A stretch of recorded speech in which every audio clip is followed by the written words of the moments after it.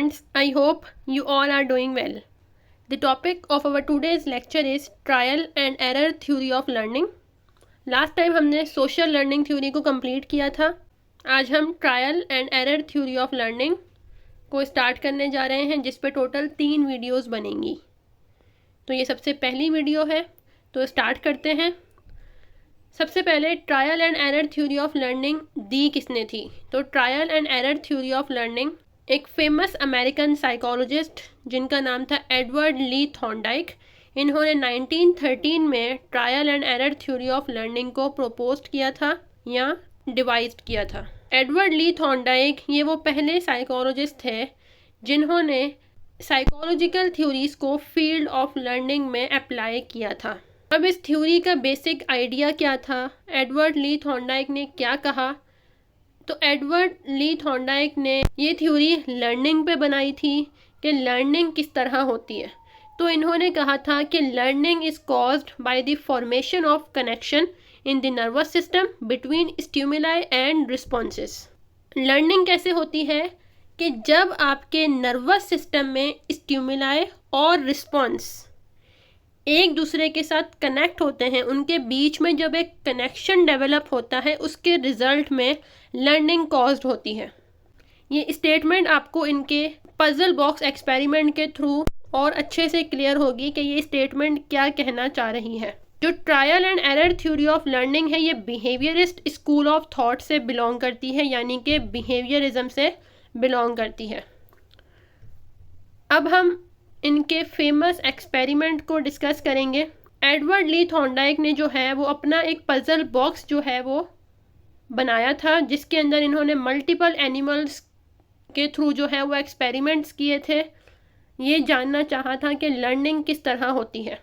इन्होंने अपने एक्सपेरिमेंट में क्या किया था कि इन्होंने एक हंग्री कैट ली थी, उसको एक पजल बॉक्स में बंद किया था और उस पजल बॉक्स के अंदर सिर्फ एक ही डोर था जिसके थ्रू वो कैट बाहर निकल सकती थी, और वो डोर उस वक्त ही ओपन हो सकता था जब उस पजल बॉक्स में मौजूद जो लैच थी यानी कि कुंडी थी, जब तक उसको खोला नहीं जाएगा तब तक जो है वो दरवाज़ा नहीं खुल सकता.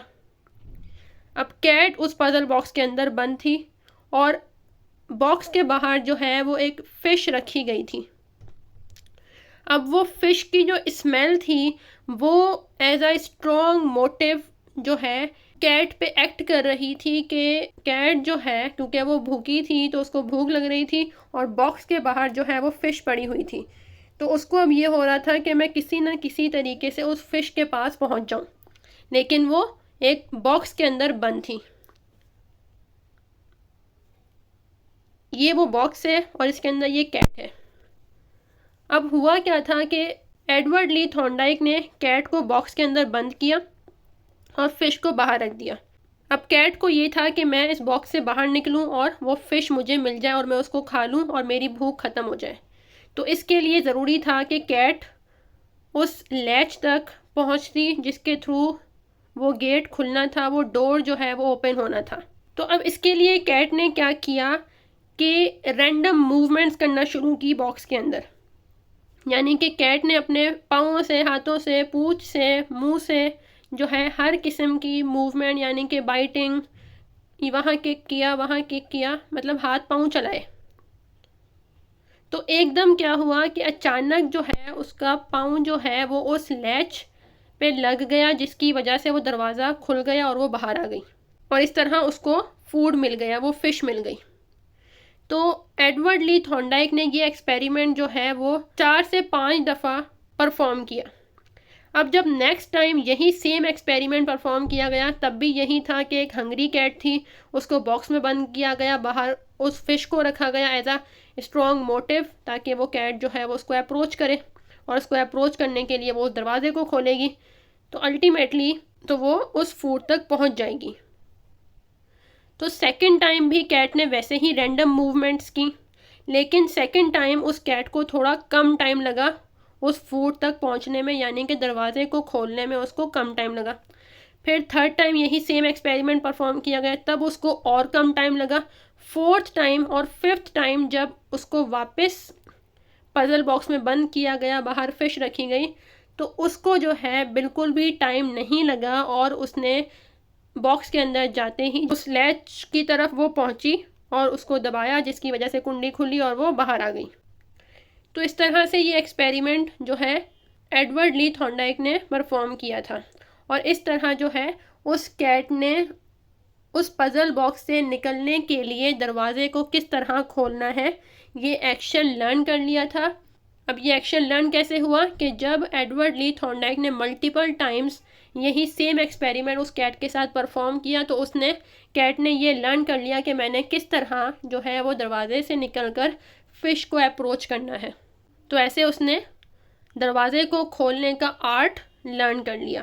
تو یہ ان کا فیمس پزل باکس ایکسپیریمنٹ تھا۔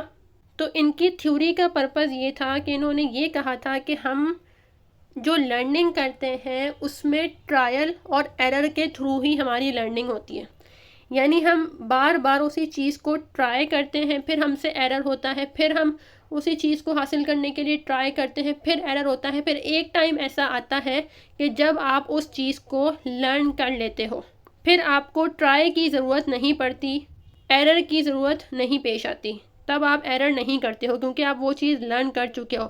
آپ ڈائریکٹ وہی رسپانس کرتے ہو جو کہ اس اسٹیمولس کو ریکوائرڈ ہے، جو کہ آپ کے گول کو اچیو کرنے کے لیے ریکوائرڈ ہے۔ تو اس طرح جو ہے انہوں نے جو ان کی اسٹیٹمنٹ تھی کہ اسٹیمولس اور رسپانس کے بیچ میں ہمارے نروس سسٹم کے اندر ایک کنیکشن ڈیولپ ہوتا ہے، جس کی وجہ سے ہم جو ہے وہ لرننگ کر لیتے ہیں۔ تو یہاں پہ وہ اسٹیمولس وہ فش تھی، اس لیور تک، اس لیچ تک پہنچنا رسپانس تھا۔ ایڈورڈ لی تھارنڈائک نے یہ کہا تھا کہ لرننگ کیا ہے؟ لرننگ سمپلی یہ ہے کہ جو ان کریکٹ رسپانسز ہیں اس کو اپنے دماغ سے نکال کر جو ایک کریکٹ رسپانس ہے اس کو اپنے برین میں، اپنے مائنڈ میں اسٹور کر لینا، اس کو لرن کر لینا۔ جیسے یہاں پہ ہوا تھا کہ اب جب کیٹ کو اسی پزل باکس میں اگر اگین ڈالا جائے، اس کو وہاں بند کیا جائے اور فش کو باہر رکھا جائے، تو اب یہاں پہ وہ ایرر نہیں کرے گی، وہ ڈائریکٹ جو ہے وہ اس کنڈی کو کھولے گی اور جو ہے وہ باہر آ جائے گی اور فش لے لے گی۔ یعنی کہ اس نے وہ جو تمام ایررز تھے، وہ ان کریکٹ رسپانسز جو تھے اس کو اپنے برین سے نکال دیا، اور جو کریکٹ ون رسپانس تھا اپنے اس گول کو اچیو کرنے کے لیے، وہ اس نے اپنے برین میں اسٹور کر لیا تھا، وہ چیز اس نے لرن کر لی۔ سو دس تھارنڈائک کالڈ دا لرننگ۔ تو یہاں پہ جو ہے یہ famous puzzle box experiment of Edward لی تھارنڈائک ختم ہوتا ہے، اور جو ان کی تھیوری کا بیسک آئیڈیا تھا وہ بھی میں نے آپ کو بتا دیا۔ اس کے بعد ایڈورڈ لی تھارنڈائک نے جو ہے فیکٹرز آف لرننگ، یعنی کہ پروسیس آف لرننگ کیا ہوتا ہے، وہ بتایا تھا، جو کہ میں آپ کو نیکسٹ ویڈیو میں ایکسپلین کروں گی۔ تب تک اپنا بہت سارا خیال رکھیے گا۔ اگر آپ مجھے میری ٹیچنگ کے اباؤٹ کوئی فیڈ بیک یا سجیشن دینا چاہتے ہیں تو موسٹ ویلکم۔ آج کے لیے اتنا ہی۔ Thank you so much and اللہ حافظ۔